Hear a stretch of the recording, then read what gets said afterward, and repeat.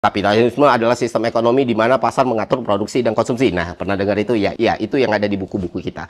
Padahal itu cuma surface-nya doang, teman-teman. Bukan relasi produksinya. Jadi kayak media, tokoh ekonomi mainstream, lembaga global, itu banyak promosi in free market sebagai cita-cita dari kapitalisme. Akhirnya orang jadi mikir, oh, kapitalisme itu sistem pasar bebas ya. Padahal realitanya banyak negara kapitalis yang sangat intervensionis gitu. Nah, di banyak wacana politik kanan, terutama libertarian ya, kapitalisme itu dijual sebagai kebebasan individu, pasar bebas, tanpa negara ikut campur. Padahal kapitalisme bisa saja tetap eksis, bahkan di dalam negara dengan sistem yang sangat otoriter. Selama, balik lagi, struktur kelasnya tetap, modal punya kuasa atas buruh.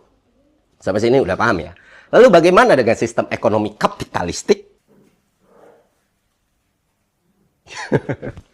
Nah, kalau kita ngomong dengan framework teoritis yang tajam dan historis materialis, emang nggak ada yang namanya sistem ekonomi kapitalistik secara formal, teman-teman. Yang ada adalah modus produksi kapitalis dan sistem ekonomi kayak pasar bebas, ekonomi campuran, atau plan ekonomi, dan berbagai sistem yang lain.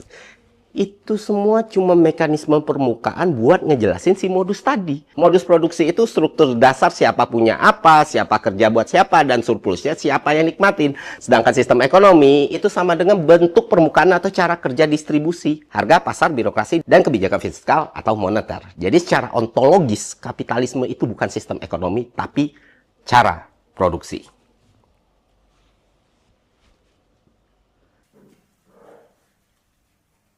Jadi kalau ada yang bilang sistem ekonomi kapitalistis seolah-olah itu istilah formal, kita bisa bilang dia salah secara ilmiah.